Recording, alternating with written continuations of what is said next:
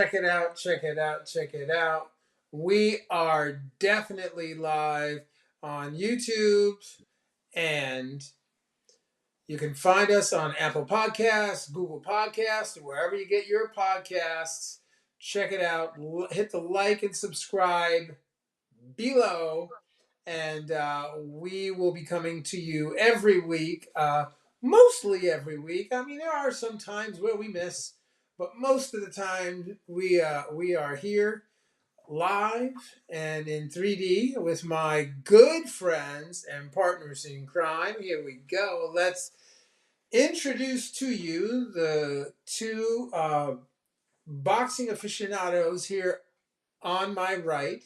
We have Mr. Harold Hunt, professional boxing judge. What's up? What's up? What's up? What's up, man? How you doing? I'm good. I am so good. And I'm even better now that I get a chance to see you.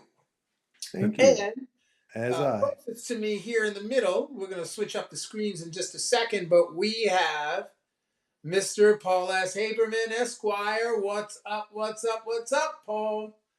How are you, Mark? I'm good, brother. Harold? Hey. I'm good. It's a pleasure to see you both. And you know, to be honest, we have had a very busy weekend. This weekend, we were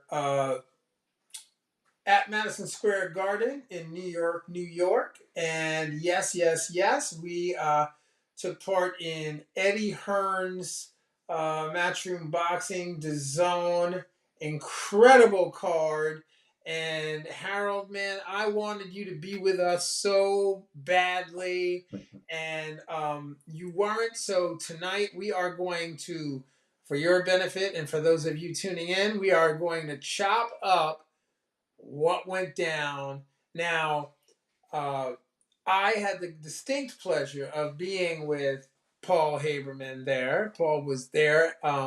He was with some of his clients that fought at the Garden, and we got a chance to catch up early on in the evening. And man, it was quite an evening, and I know that you got a chance to watch it all, Harold, from your control room, and I know that you uh, saw the other amazing fight, which took place at the MGM Grand Garden Arena in Las Vegas, Nevada, put on by none other than Bob Arum and Top Rank Promotions. Um, and man, there was so much boxing going on. So let's get right into it. Harold, what you got?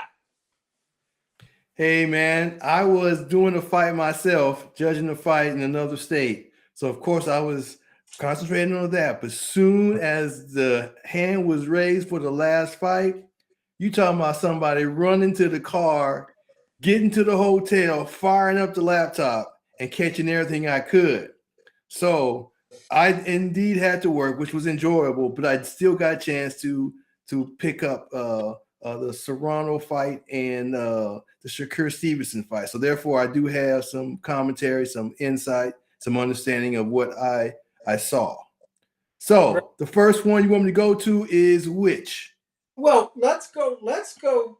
If it's okay with you, Harold, what I'd like to do is I'd like to start out with what took place in Madison Square Garden in New York, and list out, and just for the listeners that maybe didn't get a chance to tune in, or they did and didn't really excuse me, see all the undercard stuff.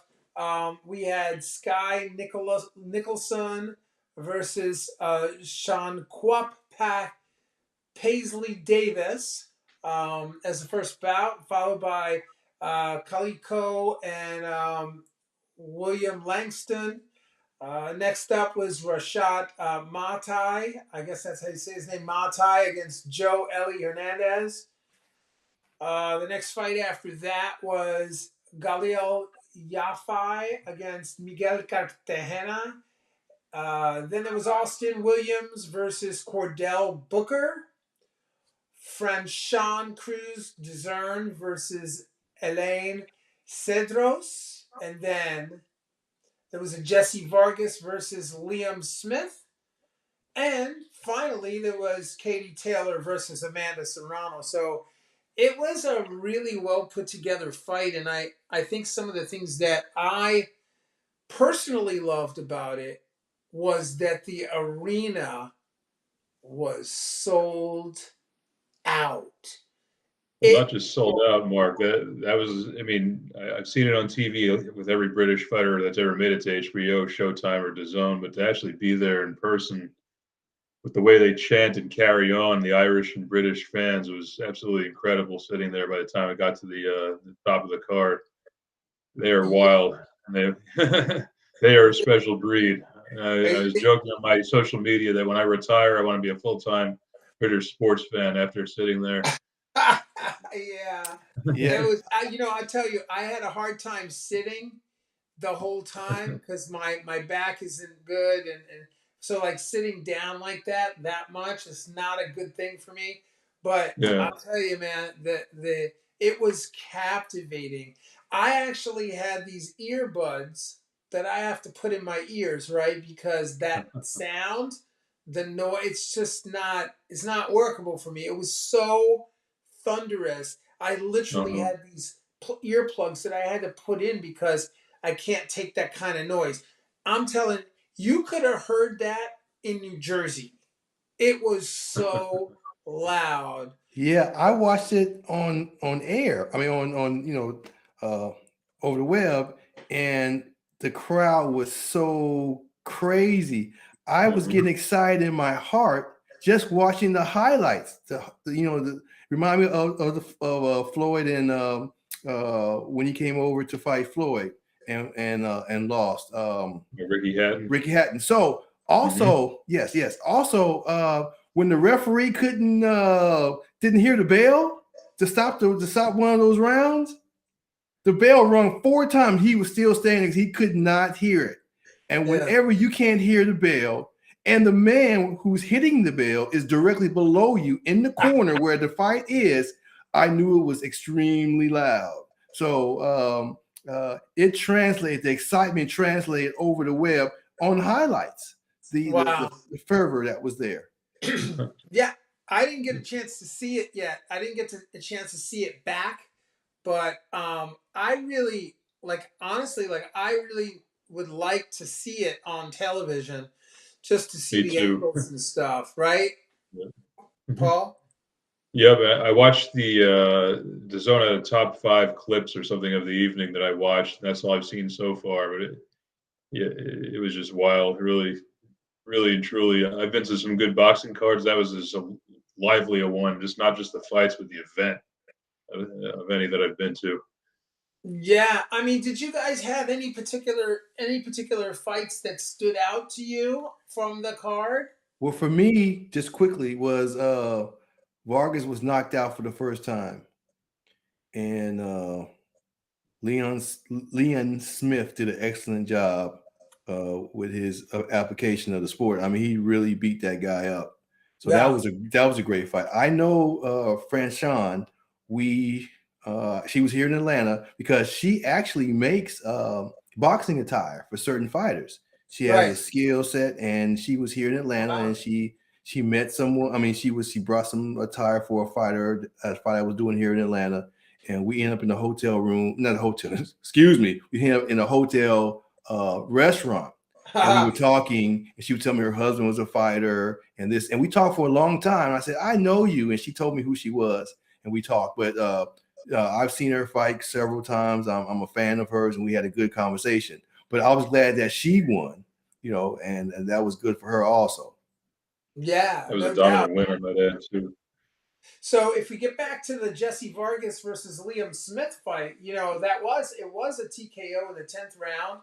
It was scheduled for 12. It only went 10. And yeah, I mean the performance, it was for the vacant WBO Intercontinental Super Welterweight title. Um, and yeah, it was you know Jesse Vargas just was on his back foot the whole night. He really um, couldn't deal with the high guard pressure that was being delivered by Liam Smith. I mean, he had a real hard time um, dealing with that high guard, and I thought to myself, man, why don't you just go down to the body? But I think what was happening was every time he tried, he was getting countered so quickly that it just wasn't it just wasn't feasible for him to let his hands go the way he had anticipated he would let his hands go. And yeah, I thought, you know, it was It a was good. like it was no game plan. There was no set plan. There was no A.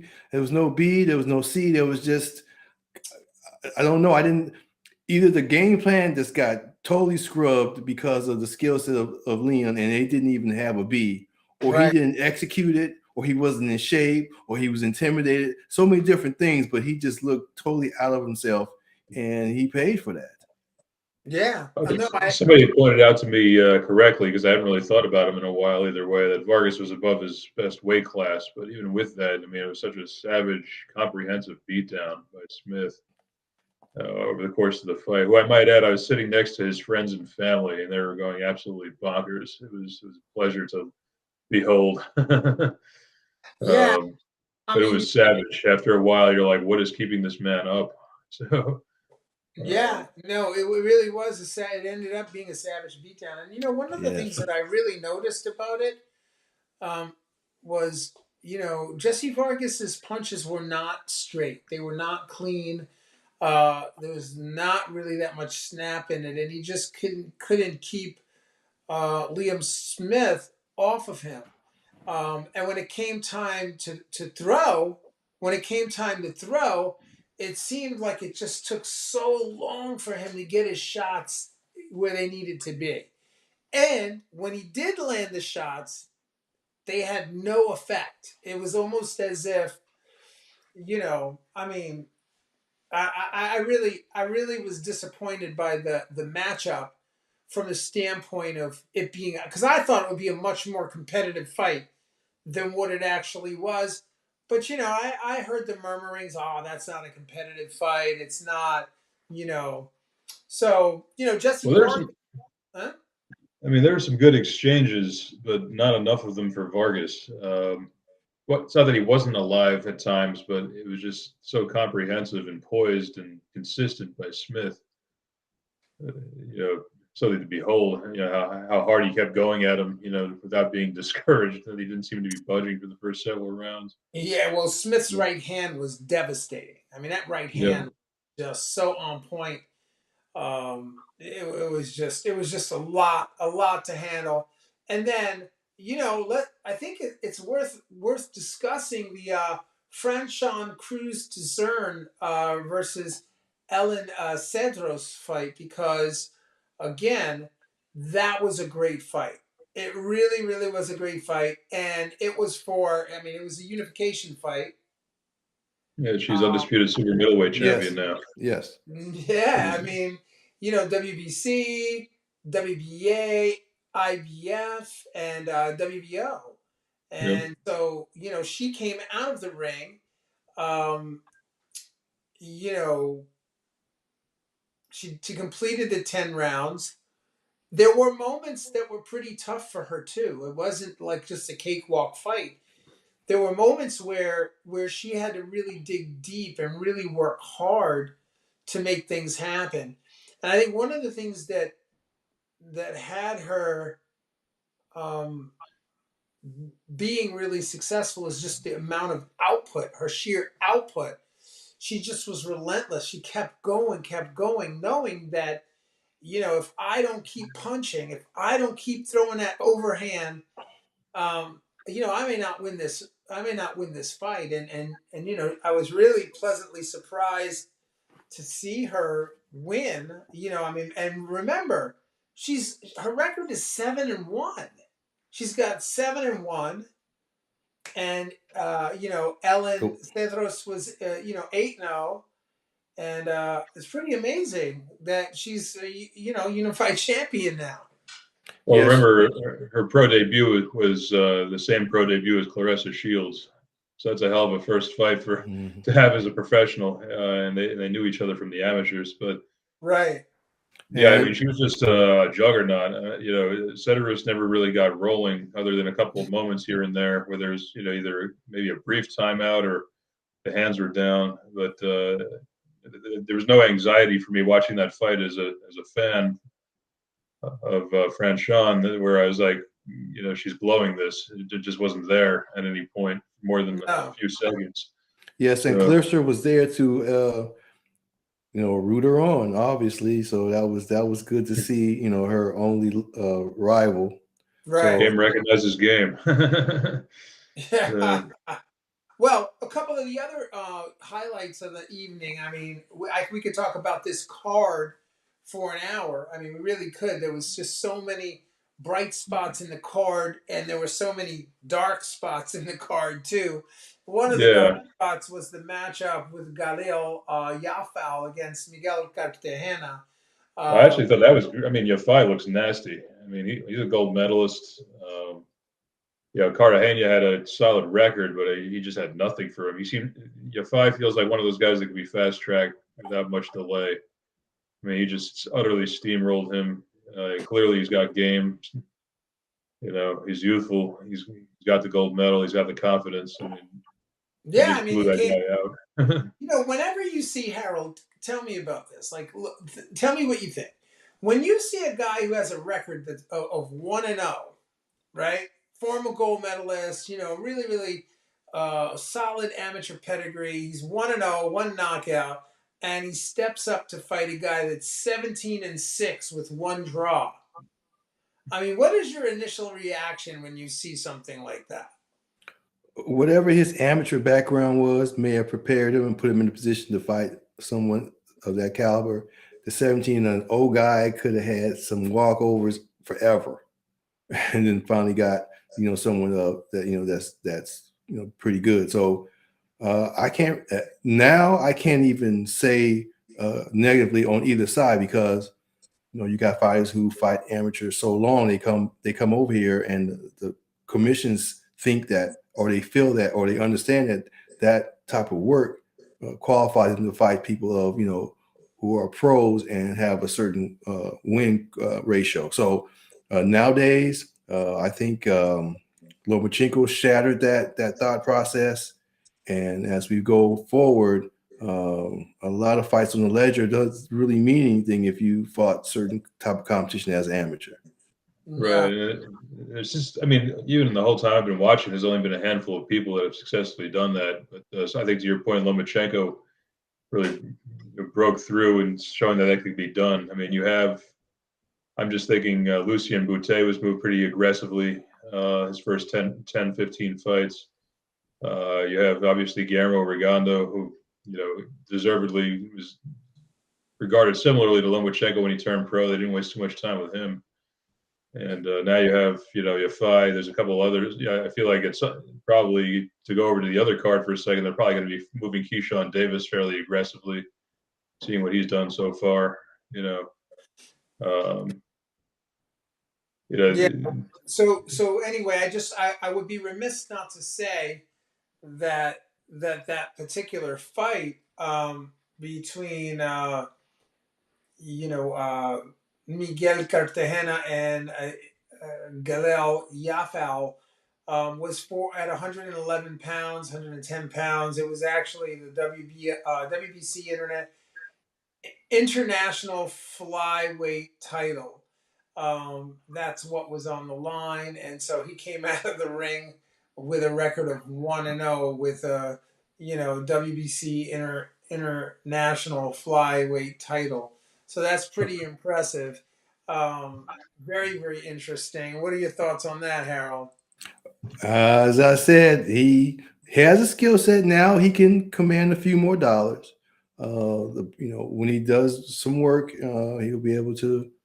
Um, the promoters will have a title list that they can promote on their card, and he obviously can fight. And as long as the commission continues to put him in a situation where he can fight, and the sanctioning bodies feel that he is. He can defend that belt on a regular basis, he should do okay. Yeah. No, I agree. Totally agree. Well, let's see what happens with him on the way up. I mean, he's 1-0. There's lots of questions that need to be answered in the ring, and so it's just the beginning for that young man. And so let's move on to the big Kahunas. Everybody on this watching this podcast right now and listening in from wherever you're listening in on wants to talk about the Katie Taylor, Amanda Serrano mega fight. That was, Monday fodder, man. People were talking about that. All the chat rooms were lit up. Anybody involved in, management or, marketing, everybody was talking about that evening and the success that was had by these two amazing young ladies, Amanda Serrano and Katie Taylor. They went the distance. They went all 10 rounds. They put on a true spectacle for the fans that were in attendance and for those that were watching from wherever they were watching around the world. It also was for the WBC World Female Lightweight title. It was for the World Boxing Association World Female Lightweight title. The International Boxing Federation, which is the IBF World Female title, and the WBO World Female title. All of those straps, all of them were on the line. Katie Taylor came to the table with all those belts. She was racking her arms like this. She had all the belts on her arms. And Well, the ring. Go ahead. The first thing I got to say is the sanctioning bodies racked up that night, boy. Everybody had a belt. Everybody got taxed for that belt. Everybody who fought had a belt, and they had to pay to defend that belt. And then you got all the medals. Those costs. You got to pay to get those. When you lose, you get that medal. Then you've got the fight. You got the trainers. They got their little belt. They got to pay for. So, man, every sanctioning body was like, yeah, it's sold out, but we did very well because everybody paid us to hold on to those belts. So that's I got to start right there. I'm a financial type dude, and there you go. All right. As far as the fights are concerned, I enjoyed what I saw. Now, this is the time where 2-minute rounds were beautiful. 2-minute rounds were great for the optics, for television, for the crowd. Didn't get a chance to catch a breath. They were in shape enough where they could throw for 2 minutes straight. So that was great, right? So the pace of the fight was just elevated because of that. I remember that with the Ali fights when she was fighting, just the pace because it was 2-minute rounds. So I appreciated that. If you want me to go into the fight a little bit, Yeah. Katie was getting hit, and Katie was moving back and trying to survive. But she was trying to figure it out. But she was getting touched. She was getting touched.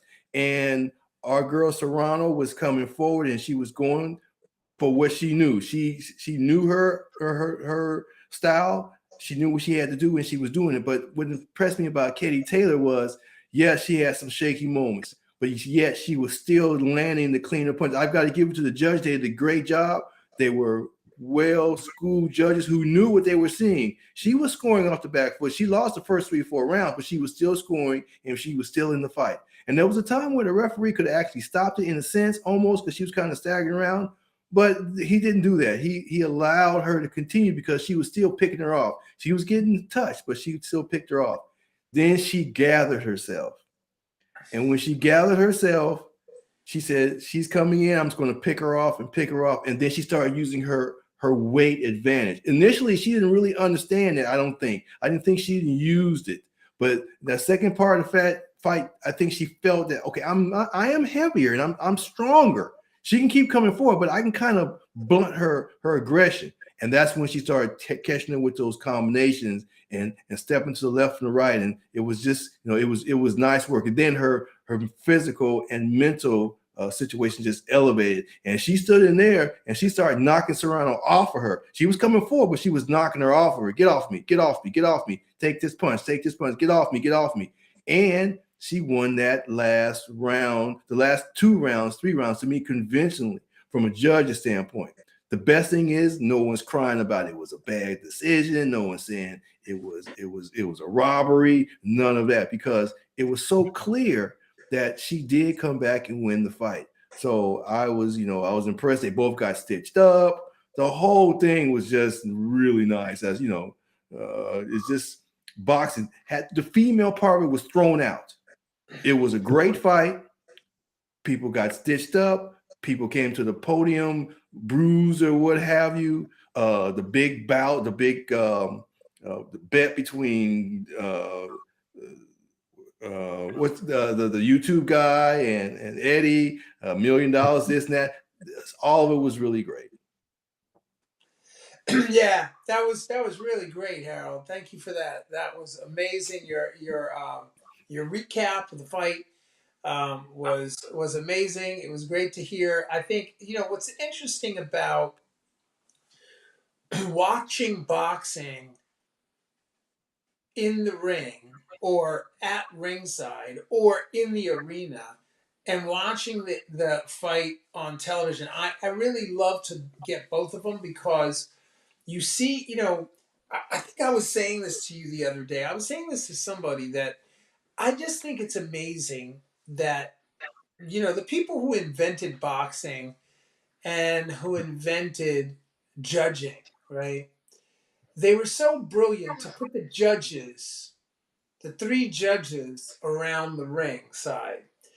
And what comes of that is that each judge sees the fight with a different vantage point, which means they're not watching the same fight. They're actually watching, and the things that determine what they see include the ring ropes, it includes the ring posts, it can be the referee, it can be the angle that the fighters are actually fighting in. And when you have all of those things working and you have the judges around the ring, you, this is why scores can oftentimes be out of kilter because they're actually not watching the same fight. And I think Paul and I were talking. I don't know if it was you. Was it you, Paul, that we were talking about this? With subjective scoring, that's probably more of a Harold discussion.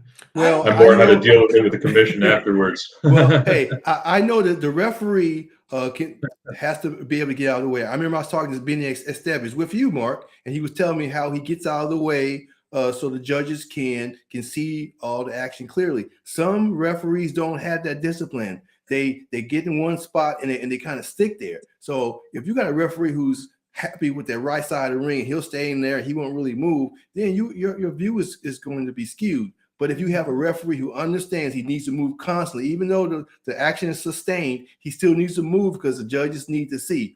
When you have that really helps the judges, of course. And as you said, you got the ring posts and the ropes and all that. But to me, the biggest factor is the referee getting out of the way, still doing what he needs to do, but he needs to get out of the way. He needs to be invisible in a sense, constantly move, constantly move. In this situation, I felt like he did move because the scores was very similar. They were very close to the end so everyone saw everything because he got out of the way. I know it's a simple thing. I work with a lot of referees who move and the ones who don't move. And this one, he moved. So, Mark, you're absolutely right. When I'm sitting ringside in that high chair there, I'm really watching and hoping I can see all angles. I'm pretty animated. I'll move around. I'll jump up. I'll turn my head sideways because I need to see everything. So this was once again, it was well officialed by the referee, and the judges was just on point. I'm very happy about that. But Mark, to your point, you're absolutely right. That can really change the perspective, and that's when you get the wide scoring and the public furor and all of that.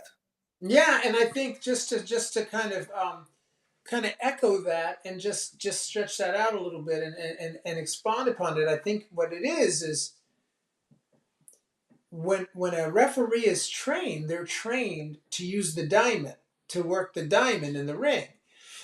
Which means that they literally have points in the ring that they are, I'll draw it with my hand here on the screen, but it's kind of like there's points that they literally are taught to move to, like that, right? So um, it helps the judges to be able to really see the action, as you mentioned. And yeah, it just, this is really for the benefit of those that are listening in and tuning in. They are also trained not to stand still, to continue to move for the purposes you just discussed. But what I guess what's interesting for me is I was actually in a skybox, so I wasn't down at ringside. So my view was from up above, looking down at the fight. And so the way I scored the fight, Harold, and the way, I wasn't scoring, I was appreciating, enjoying the fight. But the way that I had the fight, coming out of the fourth round, I had them neck and neck, 2-2. And going into round 5, I felt like Katie Taylor lost 5 and 6 miserably. Those could have even been 10-8 rounds, depending on how dramatic the judges were. But they were, so 5 and 6. Round 7 was a toss up. But here's where it really went south for Amanda Serrano.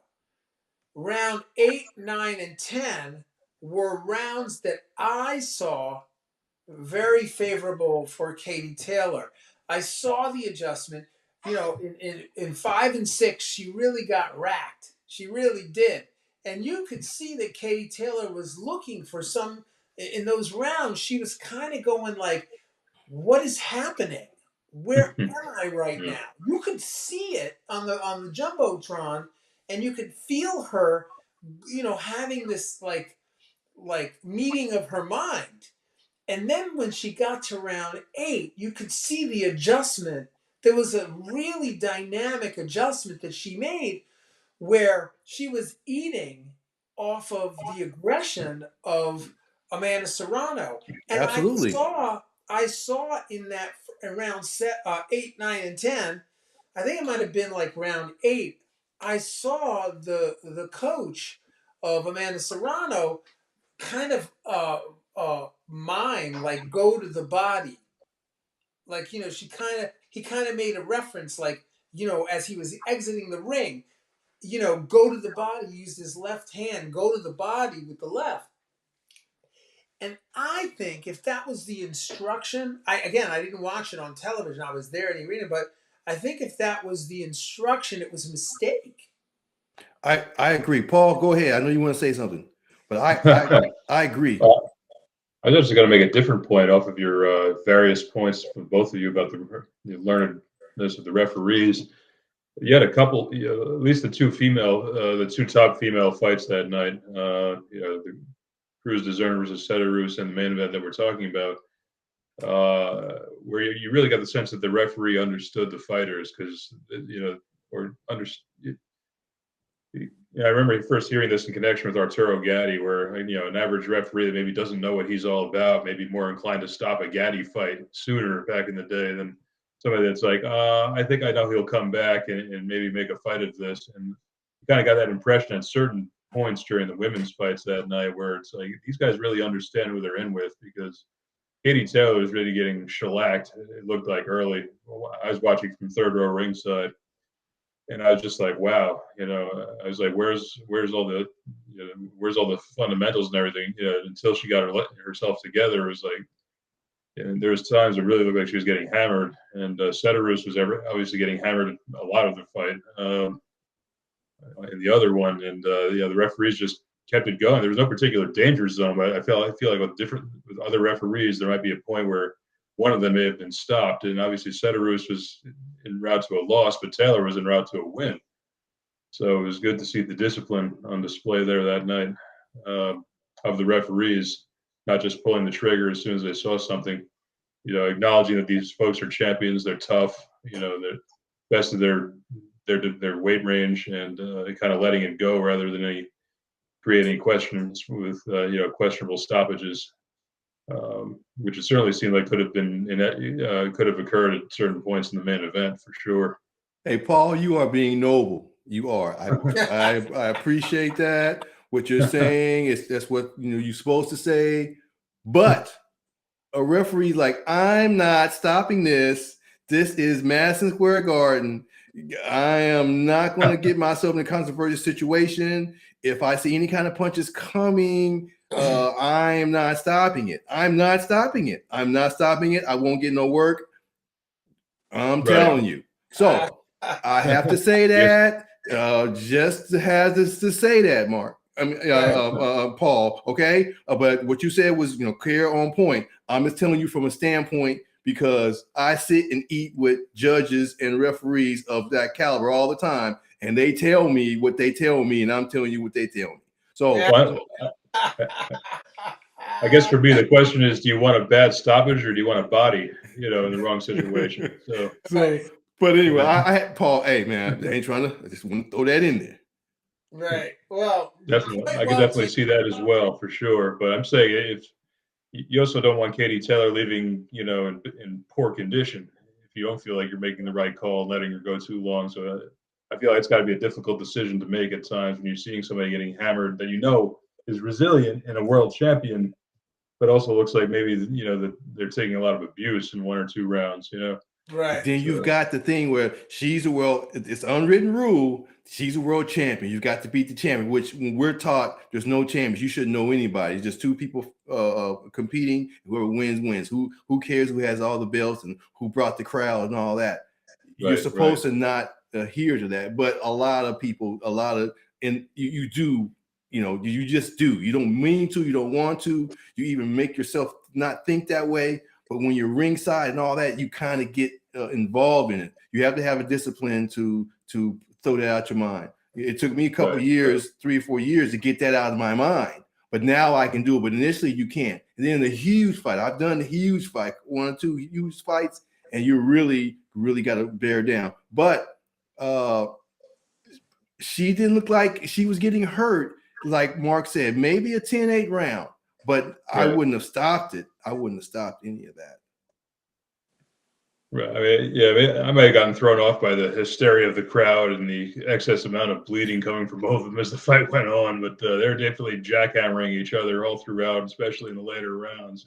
Dude, you can even hear your own thoughts. So how can you can hear? I was waiting for a quiet point in a round to even whisper to people next to me because there's no chance. So imagine if you're judging. Imagine if you're judging. Oh man. So Paul, what were some of the celebrities, some of the celebrity fighters, and some of the celebrity in general that were at ringside? Because you were like in second or third row. I was not, right. And so who was around there? What was going on? You had a number of luminaries there. Let me try to think.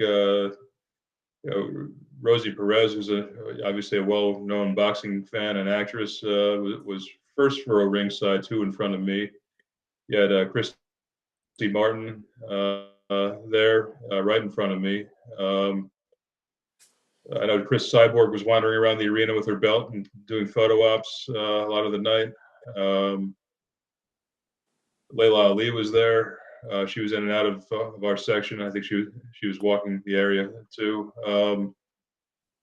I'm not sure who else, but there was a couple of notable promoters and other kind of industry folks there that a lot of people just wouldn't necessarily know by face. But Shields, of course. Shields. So Shields, I think she was in a different section. I didn't actually see her, but I heard she was there. And friends that were watching on Dazn were telling me about her comments after the Cruz fight. So everybody was there. Everybody was there. It was amazing. Everybody I think I even saw my Amazon driver in there, man. Everybody was there. It was such an amazing event, and really like it was what it did. I just want to say this, Paul. I want to say that what it did for female boxing is one thing. Mm-hmm. It elevated the female persona in the sport, but it did something else. It actually elevated the sport.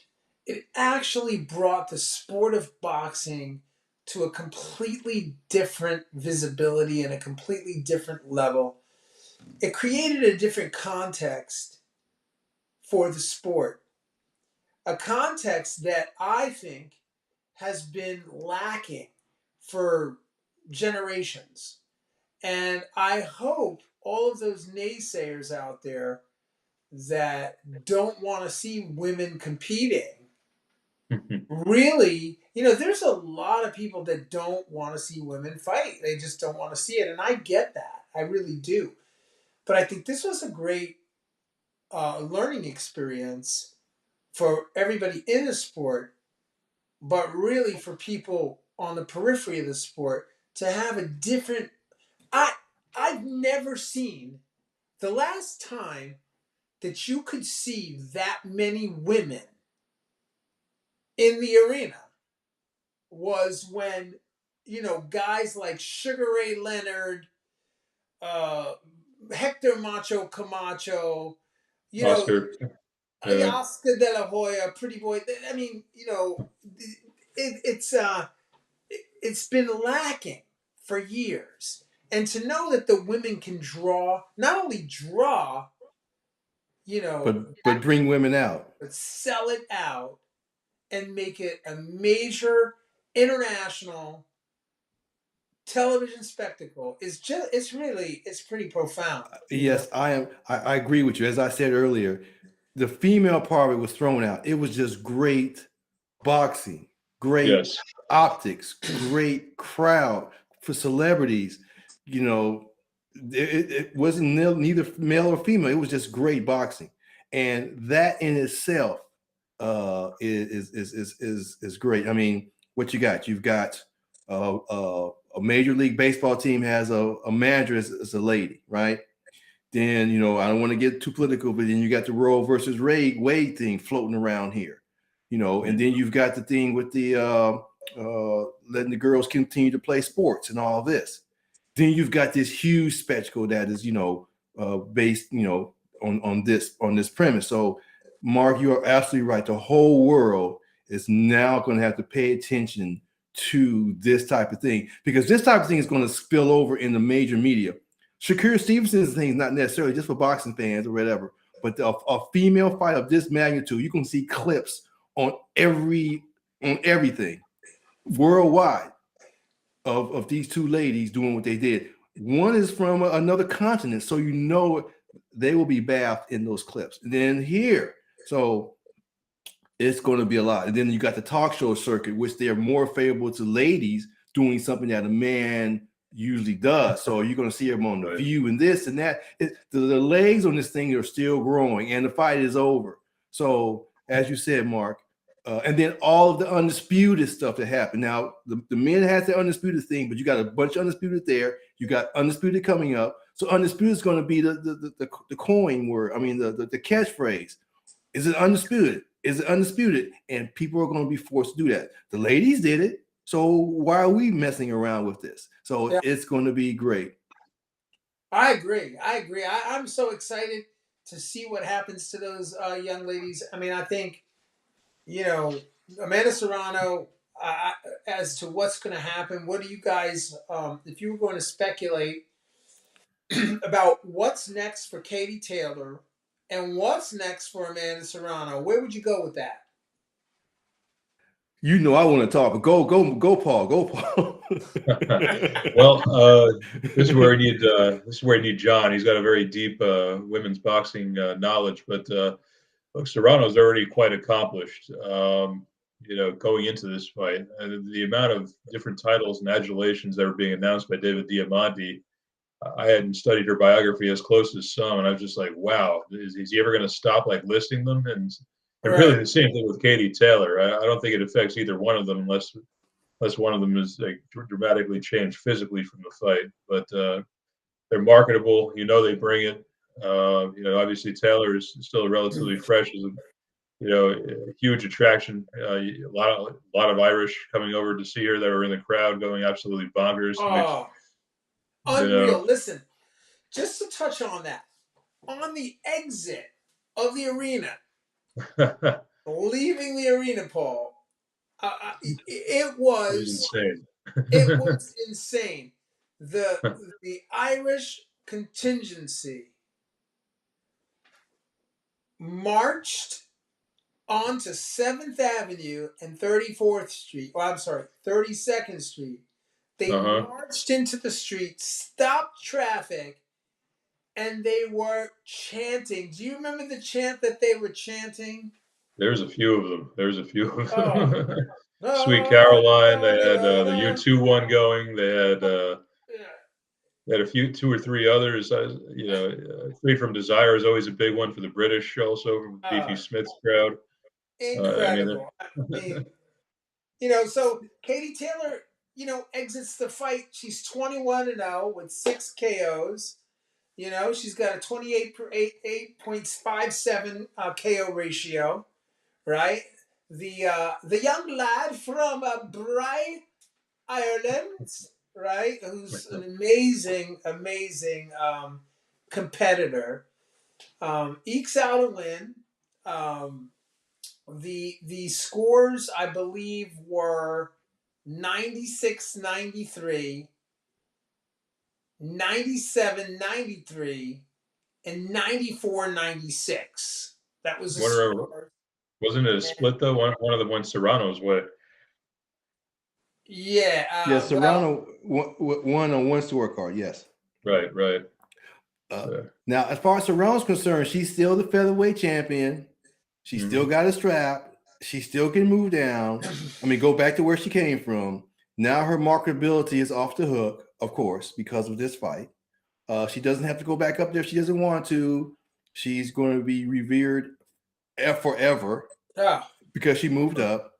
She can sit there at featherweight and command any type of dollar, any type of venue, anything she wants. She's got it. So it's not even going to be an issue with her. She's going in a situation where it's positive for her. She can go ahead and clear out all the other girls. Once you get up there and you take them kind of punches from her, she's going to clear out all the other girls. So financially, she'll do well. As far as her legacy should continue. If in fact she goes and runs over to Ireland and fights this girl again, remains to be seen. I don't know if she would. I personally, at this point, I wouldn't do that. I wouldn't do that. You wouldn't do that? For probably be a demand suffice to now the dollars. But whether she should is another question. Right, the dollars would dictate that, of course. But if you throw out all of that, I wouldn't go over there and fight her. I'd make her come back over here again. Well, if you want to fight that bad, come back and fight me again. I wouldn't go to her shores. I would not. The question becomes: does the crowd? Do they fill out like Wembley Stadium? Are they going to be able to pack Wembley Stadium for a rematch with 90,000 boxing fans and the American viewing audience? Does it end up being that big of a fight?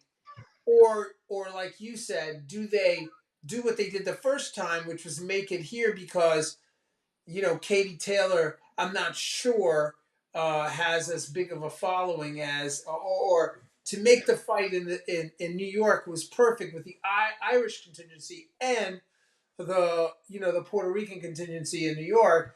That was why they chose to make the fight there, right? The question becomes, have they built an audience, and is that going to be their bullseye target to take it back, over the pond, to make something happen? I would think Katie Taylor, if she wasn't a legend and beforehand, will go back to Ireland with a huge rep from this fight, and to the extent that I could see her filling soccer stadiums there. I don't know what the biggest soccer stadium is in Ireland. It's just not a fact that I'm aware of, but I'm sure there's ones that are rather able to be filled that are larger in capacity than Madison Square Garden. I would expect it to be totally just off the chain if they did something for her there as a homecoming at this point, following this fight. But who will be the opponent? That's a Does it fair have question. does it have to be Serrano? Now, Can I get a lifeline? truth be told, she figured her out. Truth be told, all she's going to do is a continuation of those last 5 rounds when she fights Serrano again. She's already figured it out. She knows what she has to do the next time, and she'll win again. She gets it. She knows this bull's coming, and she knows what she has to do. She knows how to stand her and bunt her off. So the last 5 rounds that she won, she knows. So if they fight again, she'll beat Serrano again. Harold, on the other hand, I'm going to play devil's advocate here. I actually would love to see the fight again. I think when you get two fighters like this that know each other and they know what to expect, the coaches know what to expect, this is where it gets really interesting. The coaches have to adjust. The fighters have to adjust. They have to come up with other answers to the question. The puzzle can't be solved with the same pieces that they used this last time. I'd like to see the fight again. I think there's other fighters out there, other fights that could be made, but I don't see those fights being made before they get another chance to fight, and Amanda Serrano gets another chance to get those belts back. I think she put on a compelling fight. It was a competitive fight, and it was a close fight. So I personally would like to see the two, mix it up again, get busy again, and whether it happens over there, it happens here. Honestly, I'd pay to see that fight. I'd pay to see it. It was that good. And I agree with you, but Vernon Forrest couldn't beat who? Winky Wright couldn't beat who? Every time they fought, they lost. Right. To the same guy, same adjustments, all of that. It's just the styles there. Of course, when you want to see the fight, it's going to be exciting, this, that, and the other. She won't win. Right. Right. Well, you know that. Well, but you'll see the fight. You'll see the fight. We'll go see the fight. It'll pack out 94,000, whatever. But she won't win. You can't forget the fight, the rounds 5 and 6, where Katie Taylor almost was stopped.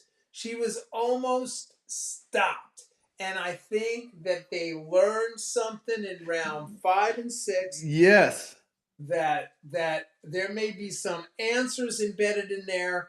There's some serious puzzle piece figuring out that's going on right now. And I personally, Amanda Serrano, I'd love to see you fight Katie Taylor again. Harold, I have to acquiesce to you because you are the trainer, world-class trainer. I have to just step aside because I'm on another side of it. So that's all I can say. I'm not even going to argue with you because you know what you're talking about. Well, no, I love. I'll just say to that point. I'll just say to that point. It's like seeing it. People saw the mythical. They thought they saw something when Shane Mosley got through Mayweather's guard, but nobody was able to replicate it. So that'll be the challenge going forward. Whatever it is that you extract from rounds 5 and 6, can it be replicated by anybody else or in the rematch? So nobody was able to do that to Mayweather again. But round 7, she tried to implement the same process. She wasn't hurt or beat up. She was on a high. She's just rocked this girl 5 and 6. 7, I'm ready. I'm gonna take her on out. What happened? Something changed on Katie's side. She figured it out. Yep. And then she bullied her, even though she was aggressive for the rest of the fight. That is going to continue when they fight round 13, 14, 15, 16. Yeah. Just on me. I really get that. I can see that. That's an interesting hypothesis. I'm just saying what I'm suggesting is that these are not the average fighters' intellect. These two individuals are incredibly cerebral fighters. They did something that no other fighter on that card at MSG did. And that was, both of them when questions were asked about their medal, both of those fighters had times in that fight where they had to dig deep and come up with answers that I haven't seen that many fighters do in a long time. And so all I'm saying is that I loved the way they thought. I loved the intellect they brought to the ring.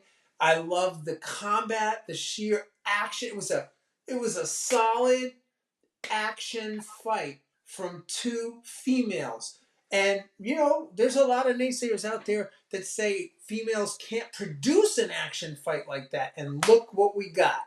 So Yes. I Yep. don't want to see that fight not happen again. I personally, I'm just saying, I would go see it. I hope the listeners out there would consider going to see the fight. I do think that if these were regular fighters, you know, if this was like a Vargas, you know, Smith fight, I would say, yeah, it's just going to be the same thing, man. It's not going to be anything different.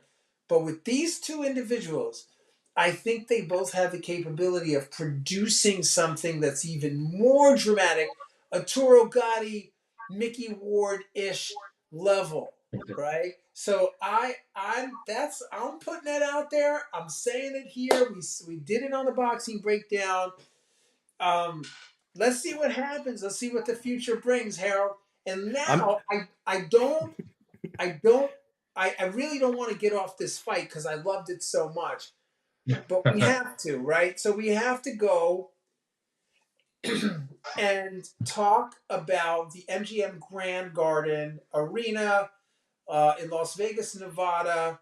Bob Arum's Top Rank Promotions. Brad Goodman was the matchmaker who always does a superb job in his matchmaking. It was on ESPN. It was on ESPN Plus. It was actually shown in Panama as well. It was a great card. Uh, Antonio Cobb, Jalen Phillips, Abdullah Mason versus Luciano Ramos, Nico Ali Walsh versus Alejandro Ibarra, Troy Isley, who is a very interesting up and coming fighter. Bing, bing, bing. Keep an eye on Troy Isley. Very interesting fighter. Fought Anthony Hanna.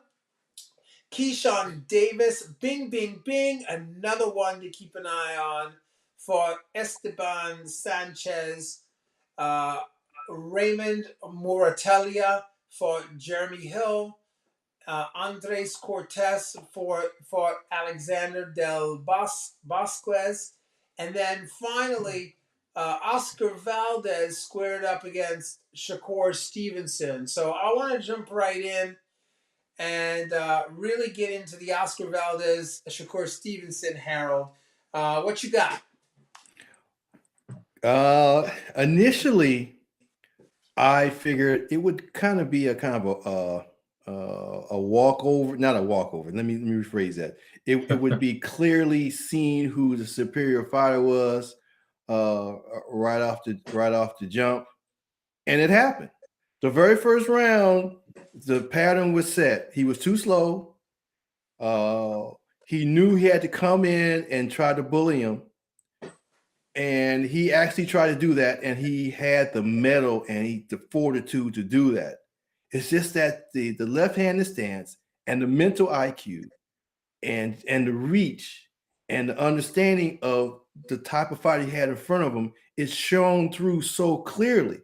Now, he was able to kind of mute that aggression from Shakur in a way by just fighting his fight. And he had his moments from time to time. But what I saw basically was, you know, the hand speed was not, he couldn't handle the hand speed. Now, I just want to say this just quickly.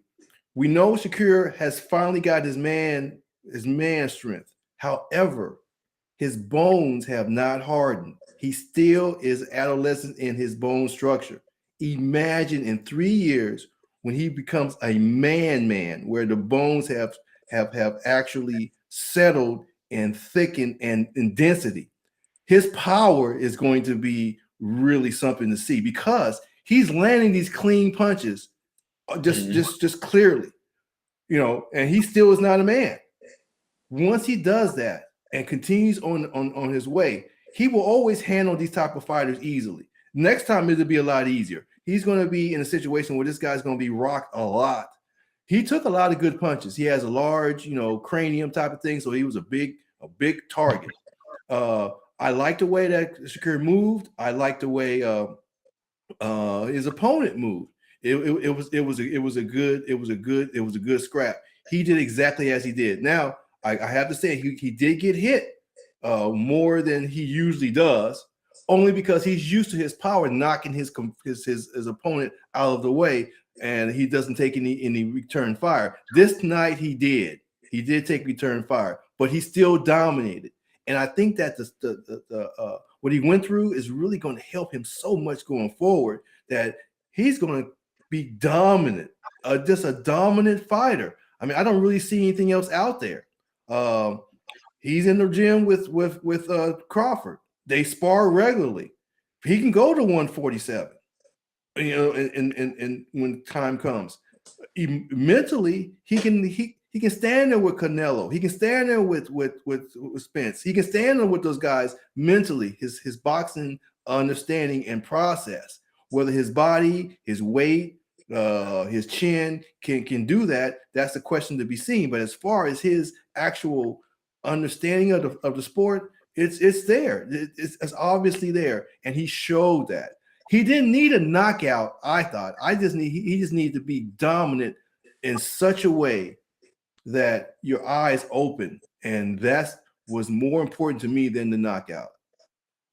Wow, great! What a great breakdown of that fight, Harold. Thank you. And Paul, what you got? Well, I've only read the results so far. I'll plead guilty, and I think my ESPN DVR was cut off. That I might not even have the entire fight. But just reading the result and then listening to Harold's breakdown of it, it's clear that the average and above average tough guy is not going to do anything to this man for a while.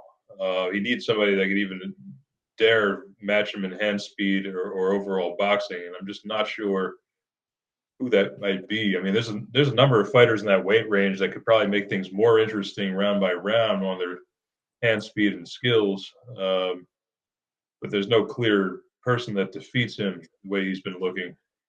I mean, just throw out some names, Mark, for argument's sake. Who do you see in that whole weight range?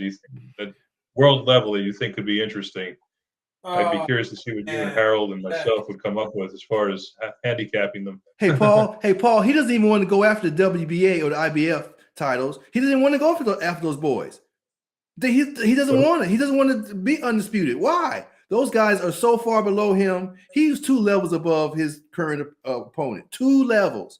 Those other guys. Which title holders are those right now? Just so Ramirez is one, Mark, and who's the other one, Mark? Ramirez is the BA, and the IBF is some other guy, and they're not even on the radar. They're sitting there in their chairs saying, "I can't beat him. I'll go get paid to get beat up, but I can't beat him." He's not even looking to be undisputed at that weight class. He's not. He's looking to let me move up. You're thinking about people at least in that range or neighborhood. I mean, what comes to mind as far as potential speed or boxing skill or poise, I mean, I'd say if he wants a good veteran challenge, you're talking about maybe Gary Russell Jr. If you're talking about another peer of his, maybe Devin Haney, if he comes out of Cambosos unscathed or otherwise. I mean, those are guys that have speed and are fundamentally sound and are not just going to go in and try to brawl with them. Well, so, I mean, you've got some guys there. Let's go through. Talk to me. Tell me. Let's go through the list of the top 10. Okay, at that weight class. Okay, and let me rebut each one, please. Well, what do you say about Gary, Russell and Haney so far, Harold? What do you think of those two for him? Okay, weight was right. Russell got the short arms. He'll lose on points. He'll get lined up and he'll get hit. He'll lose on points. Well, who's next? But Russell Haney has no power to keep him off of him. Once they match wits mentally and they start throwing back and forth, he'll win again because Haney can't knock him off of nothing. Haney will be in there with him, but he won't be able to move him to make him be cautious. None of that. He has to be cautious of Shakur, period. And once one fighter is cautious than the other, you know who's going to win. Who's next? Shakur. Over Okay. to you, Mark. The top 10. No. So first of all, for those of you listening in today, and I if know I'm you being follow facetious, but yeah. you follow the podcast, everybody knows how Harold feels about Shakur Stevenson. And I'm going to tell you something. I'm going to level with you all. Shakur. So I was at the at Madison Square Garden, and I'm sitting there. I'm not going to tell you who I was sitting with, but somebody who's been on the program, hint hint, recently, hint hint, and I'm sitting there, and this gentleman says to me, "I cannot believe Harold Hunt thinks that Oscar Valdez is going to lose to Shakur Stevenson. I don't know what he's thinking." Okay? And I said, well, okay, just to be objective, I go, so tell me, how do you think Oscar Valdez is going to win this fight? Oh, man. Listen, Shakur has not been tested. Shakur has not been tested. He hasn't been tested. And I'm going to tell you, Oscar Valdez is a different breed. He's coming to the fight like blah, blah, blah. And it goes on and on. And I sat there eating my jelly beans because they, in the suite. In the suites, they've got jelly beans, bro. And I was so hyped up on sugar. I was like, freaking out on the sugar. And he's telling me this. And I'm just going, okay, so you really think Oscar Valdez is going to win this fight? And he goes, listen to me. You, if you're going to bet on this fight, bet Oscar Valdez. He's coming out on top. So I'm like, okay, all right. But I know, because Harold, I've listened to you on these podcasts.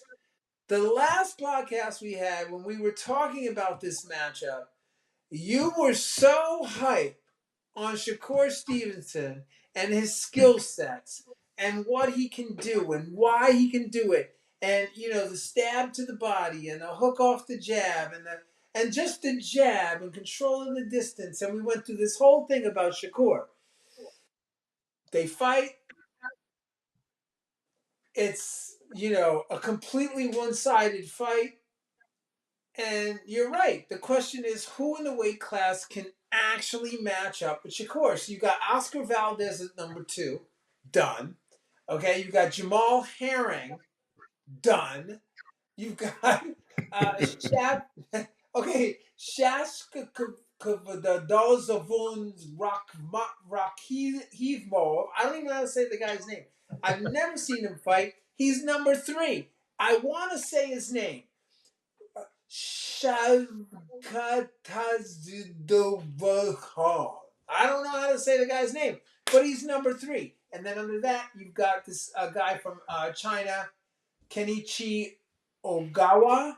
And then you've got, I don't see anybody. You've got Jono Carroll, who's number 9. Chris Colbert is number 11. There's no fights. I don't see any big fights there. There's no one. It's like, I wish I had my my cricket button. I don't have my cricket button tonight, you guys.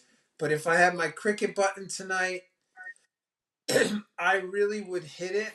But I don't have it. But you know what I have? What I do have is I've got, in honor of Shakur Stevenson, because that man is the rooster of that division. So my daughter just texted me that she's going to sleep, and you just hit us with the morning rooster there. That was interesting. Interesting sequence for me. If you're listening to the podcast in Mexico, or you're checking in and you got your chickens and your hens in your field, just blast this. Okay, here we go. Blast it. All their hair will go up, standing up on the ends. It'd be great, Just play that back and forth for a little bit. But yeah, man, I don't see anybody at Shakur did an amazing job Top Rank put on another great card. It was an amazing event, and Shakur comes up on top. And the question is, does that pose some problems for his marketability and his ability to get those bigger fights because he's so good? What happens next for Shakur Stevenson? Harold, go. You got some people who may want to drop weight and come down and get that payday and get that whooping and get that payday. That's always a possibility. Okay. He may go up, like Serrano did. I still got my belts down there. I'll go up here and fight somebody. That could always happen. Like I said before, he could go clear out the division, Ramirez, the BA, and the IBF. He could do that. I don't know if that's really marketable or whatever. Those guys weren't even there at the fight talking stuff with the media. They was like, I'm staying home. They didn't even show themselves. Those two other champions. So that's all I can really, I can't see anything in particular. So you're right. I'm at a loss. Where is he going to go? Something has to materialize. Someone has to come down, or he has to go up just to keep himself out there and that type of thing. So it's foreign to me. I don't know what's going to happen, Mark. I can't see it. Paul, what you got? I can tell you there's guys like the aforementioned Gary Russell Jr. or Gervonta Davis could come back down that I'm sure be more than willing to challenge him. Beyond, I mean, I think anybody that's looking to make their name, needs to go through him. At least try to look valiant in losing. I don't think he's somebody that's going to be ducked for a while like Winky Wright. But to your points, I don't see anybody that makes a really compelling matchup with him. I tend to think Gary would be a good fight. I think Davis is a type of fighter where even if he's losing every round, you'd have to not make a mistake against him, or he will get his chin checked for the first conclusive time in his career. But as far as that fight that must happen for him, I'm just not sure who that is right now. Well, yeah, I look at Gary Russell Jr. when he lost to Lomachenko. Okay, that was the first time he had to back up and fight someone who was mentally better lined up with the boxing acumen. And he had nothing for Lomachenko. He had all his best stuff. He had nothing just because his mind was more together with the boxing, with the ABC that was coming across. He'll have that same thing with Shakur. He won't be able to. If you watch that fight with Lomachenko that Gary had, it was a whitewash. He had nothing. He had nothing because that's the first time someone's boxing acumen was above his. And this is the same thing would happen with Shakur. He won't win. He won't. What about Davis? If Davis comes in, can he make a mistake against somebody like Davis, even if Davis loses 11 rounds? Which Davis we're talking about? Tank. Oh, Tank. Tank is a knockout artist. Once he gets you hurt, he'll take you out. We have yet to see Shakur in a situation where he has to take a powerful punch and rocks him. So the answers that we need to see this past weekend, we didn't see him. We didn't see anybody challenge him. We didn't see anybody hit him. We didn't see. So we don't know if he has a chin. We don't know. We don't. That's true. We don't know. Ryan Garcia has some punch too. I guess that's another guy you could throw out in that weight range. Yes, he does have a punch. But guess what? He can't take a punch. Right. Okay. So now you guys are touching on Harold's compelling question, which is where does Shakur go? I believe that Shakur goes. This is just, my humble opinion. I believe that Shakur has to go up. He's got to go up to get the money, to get the bigger fights. He's got to fight the Gervonta Davises who, at lightweight, Gervonta Davis is number one. He's floating around up there at number one. Can't imagine why, right? You got George Kambosos who's up there, Teofimo Lopez, Devin Haney, Vasily Lomachenko, Isaac Cruz, Jojo Diaz, Gustavo Limos, Ryan Garcia, Richard Comey. I mean, do I need to go on? Well, you touched on an interesting one that I think everybody fell asleep recently on Teofimo Lopez following his loss, but that is one hard dude to get Oh, past on it, most evenings. That you know, is not an easy out for anybody, even no, if you were to beat him. So, We top are of the talking heap about where on he's at, Monday. where he is right now, though. He's talking about the weight that he's at right now, not moving up, staying where he I, is right now.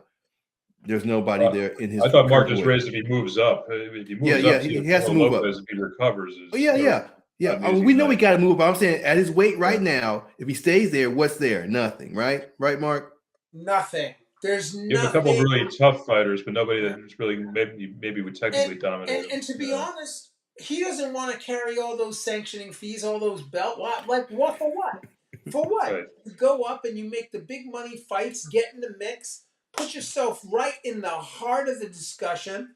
You know, you've got your unified down there. Come on up, grab your, get your Javante Davis, Yes, fight your yes, Timbosos, fight your yes. Teofimos, Devin Haney, Vasily Lomachenko, Isaac Cruz, Gustavos Limos, Joseph Diaz, Nakathan, how do you say his name?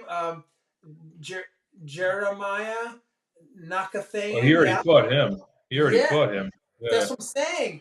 But yeah. he moved up. He just moved up to And try he to see looked if he good can move doing. the He looked champion good at a moving up that heavyweight. guy. Yeah, Yeah. Ryan Garcia's number 10.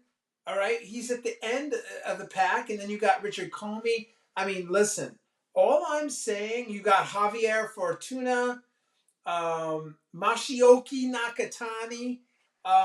There's so many fights to be made For at that him. weight class. You could like honestly, you could just regurgitate, you could just mix and match the entire lightweight division for a year or two or three of just action fights. And it's You the division, I think it's the best division in boxing right now. I agree totally. He does have to move up. He does. I don't think he's ready physically yet. Well, and you touched on that in the beginning of the program, how he may not be ready to do that. I think it's worth exploring that a little bit more, getting a little deeper on another episode of the Boxing Breakdown, really getting into that because I think it's a great question. How does Shakur, uh, matriculate into adulthood? What does he do? How does he get where he wants to go? What is the plan? What is Top Rank? What plan does Top Rank have for him? Well, Who I can tell knows? you, Top Rank, in my opinion. And by the way, I should just note parenthetically, I'm going out of my comfort zone this evening. Usually, I'm not a fanboy. Usually, I'm law talking guy only. But Top Rank developed Oscar De La Hoya beautifully, developed Cotto beautifully, developed Mayweather beautifully. I have all the faith in the world that they'll develop Stevenson at the exact pace that'll be necessary to maximize his talents and gifts. I have not seen any promoter even come close to developing not just blue chips, because Top Rank has a lot of opportunities to develop blue chips, but blue chips that well and that progressively well, where you can see the progress with each fight, and every next one seems to make sense about why it's happening. Unless the guy just starts going into mandatories, every every next fight seems like they're building on it after they see something. They, you check the boxes every time. So whatever they do with him is going to be very well calculated, and anybody he faces, they're not going to put him in a moment too soon. To your point about him and his body maturing and everything else, Top I Rank is just brilliant when it comes to that. I agree with you. The Herring was the watershed moment. That Herring fight was a watershed moment because Herring would beat everybody in that division, everyone in that division, easily, besides him. So that was a great, watershed Herring, moment for me.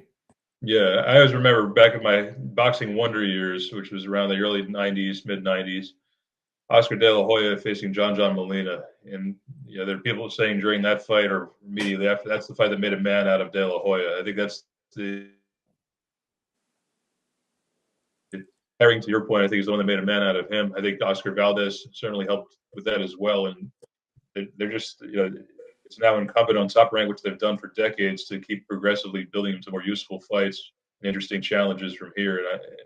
I think they can be fairly comfortable with it. There's nobody that they should be protecting him from at the moment, but keep that pressure and incrementally, rays of talent coming against him, and you'll see him blossom into something special here.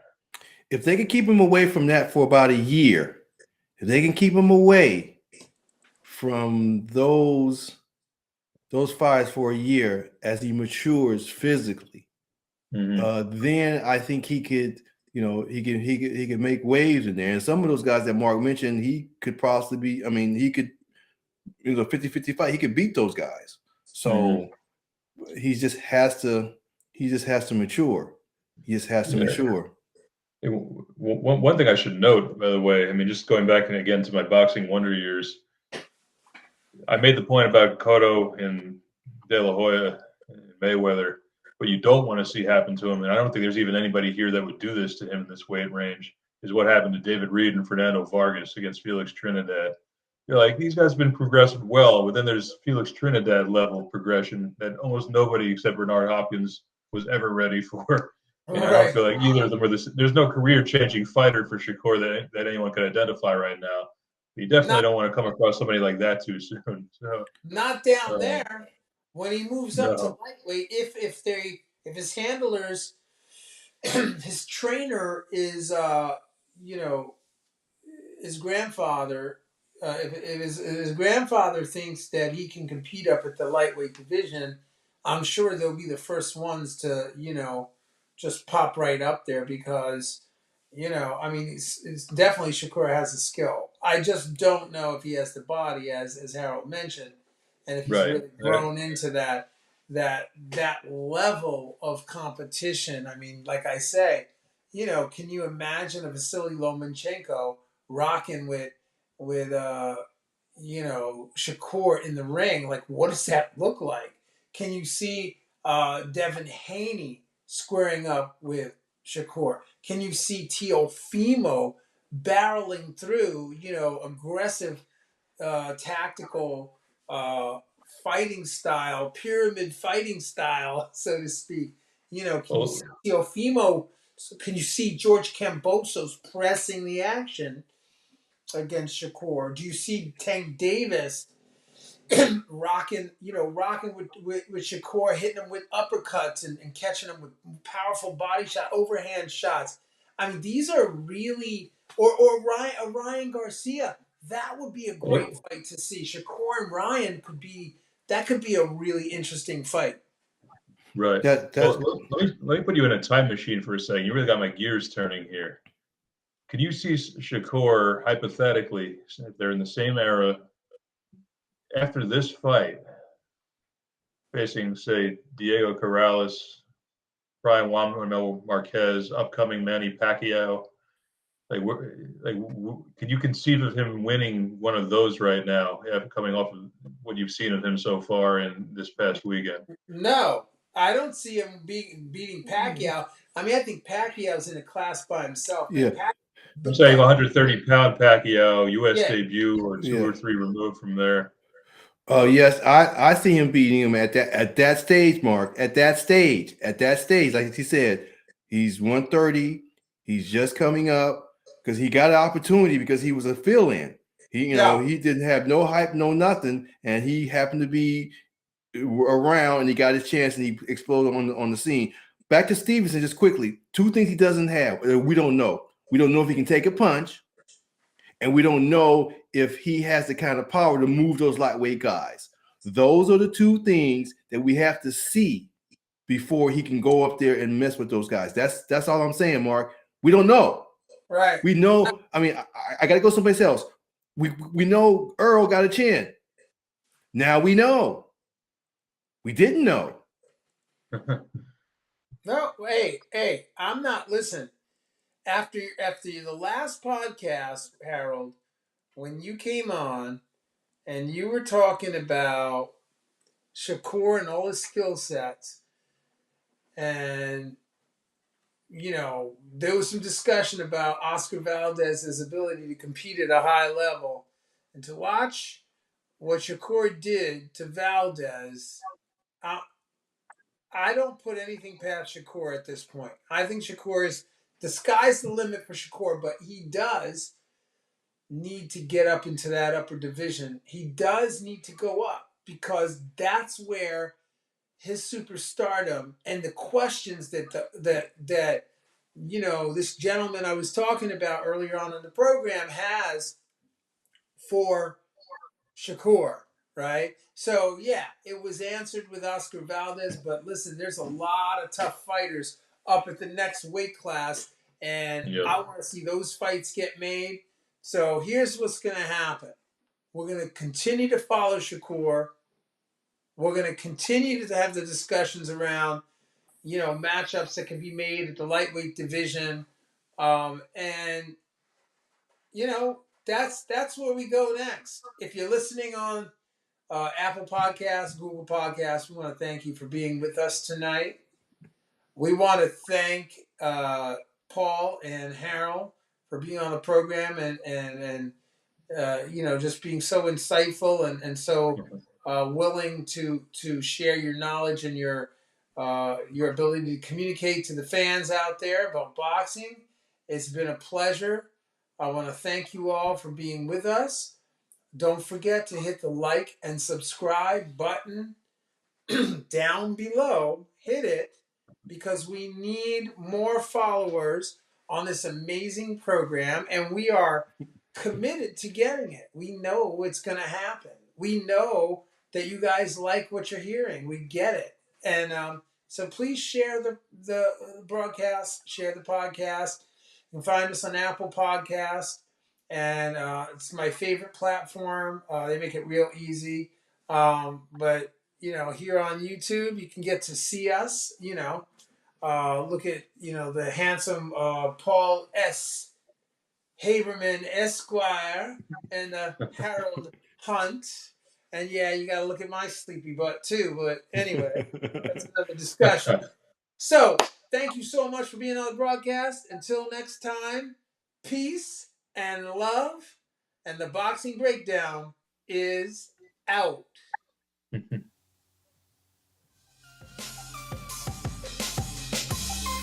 Fight fans, join host Mark Roxy and special guests as they break down all aspects of the boxing world, including news, business, management, training, promotions, fan reactions, upcoming events, matchups, future boxing stars, title fights, state of the boxing world, and all the stuff you don't see when you watch boxing. This podcast is released each week on Thursday at 8 p.m. Eastern Standard Time. Live streamed on YouTube, Instagram, and Facebook Live. It's the Boxing Breakdown, hosted by Mark Roxy.